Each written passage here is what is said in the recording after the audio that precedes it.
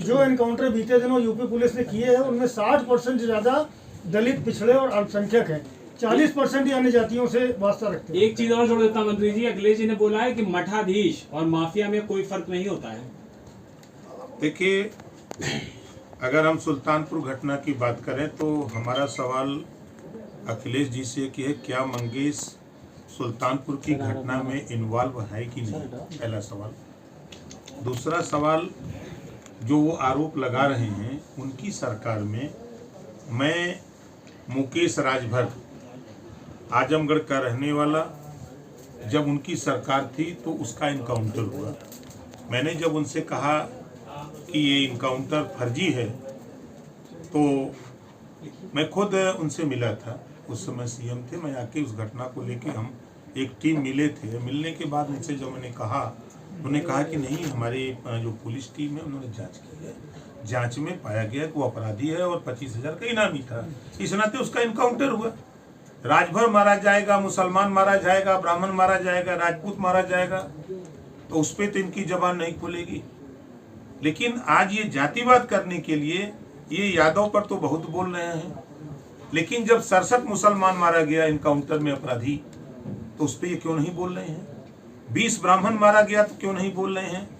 18 राजपूत मारा गया तो क्यों नहीं बोल रहे हैं? जाट मारा गया, जाट की संख्या अभी लोगों के समाचार पत्रों में छपी, मैंने देखा है कि जब जाट और गुर्जर 17 मारे गए तब इनकी जबान नहीं खुली, दलित 14 मारे गए तो इनकी जबान नहीं खुली, अनुसूचित जाति 3 मारे गए तब जबान नहीं खुली, अन्य जैसे लगता है ना कि अन्य में 42 लोग मारे गए तब इनकी जबान नहीं खुली। आज मुकेश यादव को लेकर के जो ये बहुत परेशान है, मंगेश यादव को लेकर के जो ये बहुत परेशान है, इसका जवाब क्यों नहीं देते? प्रेस कर रहे हैं तो उसको बताना चाहिए। लेकिन वो ये सवाल कर रहे हैं कि दूसरे जो आरोपी थे वो तो सरेंडर करा लिए गए आराम से, सेटिंग से, और मंगेश यादव जो जाति विशेष का था, यादव था, इसलिए उसको मार दिया गया। जब वो जानते थे कि वो लोग सरेंडर कर रहे हैं तो ये उसको जानते थे तो उसको सरेंडर करा देना चाहिए था ना। जब वो पुलिस के ऊपर फायरिंग कर रहा है तो पुलिस उसको फूलों की वर्षा करेगी, माला पहनाएगी, आधार कार्ड मांग के उसकी जाति पूछेगी कि अपनी रक्षा के लिए गोली चलाएगी।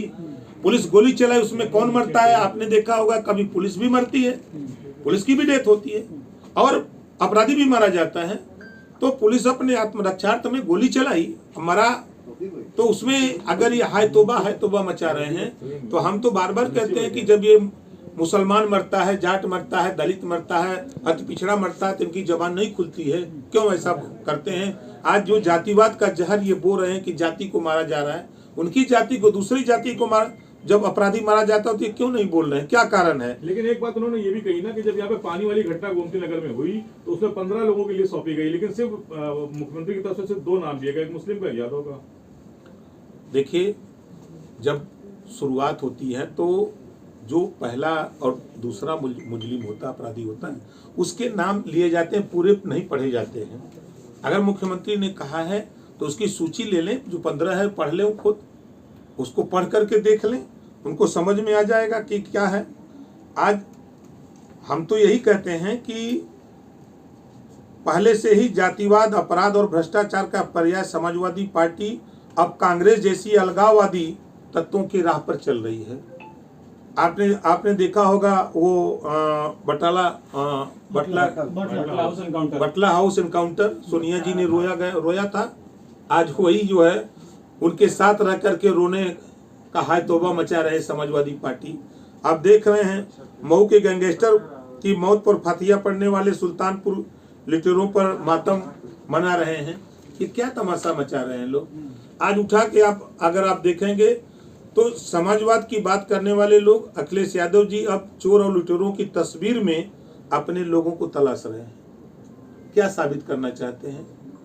और आप मजे की बात है कि वास्तव में सपा का राजनीतिक डीएनए ही अपराध और अपराधी का साथ देना है, क्योंकि चाहे अतीत सांसद बनाना, विधायक बनाना, तमाम ऐसे उनके आप देखेंगे कि अपराधियों को टिकट देना और विधायक सांसद बनाने का उनका इतिहास रहा है। पहले से ही कहा जाता रहा है कि जितना बड़ा अपराधी उतना बड़ा समाजवादी। अपराध और अपराधी के जाति पाति, पंथ और मजहब को अब उनकी नजर में हो सकता है मठाधीश साधु सन्यासी होता है और अपराधी होता है। अपराधी किसी की जान लेता है और वो लूट खसोट करता है, और मठाधीश मठ में बैठ करके भगवान की आराधना करता है और लोगों को आशीर्वाद देने का काम करता है। ईश्वर उनकी भला करे, उनको खुशहाल रखे। ये मठ में बैठ के रहने वाले लोगों का एक कथन होता है। अयोध्या को लेकर भी उन्होंने कहा है कि पहले गरीबों की जमीन सस्ती में खरीद ली, बाद में सर्किल रेट बढ़ा करके अधिकारी उसको वापस बेच रहे हैं।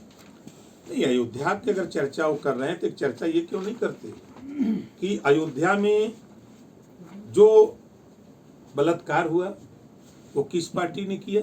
समाजवादी पार्टी ने। अगर कन्नौज की भी बात क्यों नहीं करते? कन्नौज में बलात्कार हुआ किस पार्टी ने किया?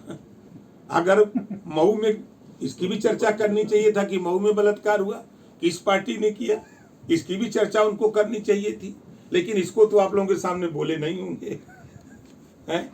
इसकी चर्चा उनको करनी चाहिए थी कि हमारी पार्टी के ऊपर एक नहीं, दो नहीं, तीन आरोप, मैं नहीं कह रहा हूं, जांच में आ रहा है। कल तक वही लोग डीएनए टेस्ट की बात कर रहे थे कन्नौज को लेकर के, और जब डीएनए टेस्ट हो गया तो डीएनए टेस्ट में दूध का दूध, पानी का पानी हो गया। अब क्या चाहते हो? उसको भी बताया करो कि हमारे लोग इस काम में माहिर हैं। अच्छा, एनकाउंटर पर जो सवाल खड़े किए जा रहे हैं उसके पीछे क्या आपको लगता है कि बाई इलेक्शन जो 10 सीटों का है उसके पीछे की राजनीति? देखिए, समाजवादी पार्टी हो या कांग्रेस, अब कांग्रेस अमेरिका में बोल रही है कि हम आरक्षण खत्म कर देंगे। राहुल जी ने बोला ना। अब आप बताइए कि अखिलेश जी पहले इसका जवाब दें कि आरक्षण खत्म करने वाले के साथ हैं कि आरक्षण दिलाने वाले के साथ हैं। हम लोग 1986 से हम मंडल कमीशन को लेकर, कचहरी से लेकर के यहाँ तक आए हैं। जो 27% रिजर्वेशन लागू हुआ, मानवर कांसी राम जी के साथ 15 दिन कचहरी पे धरना दिए थे।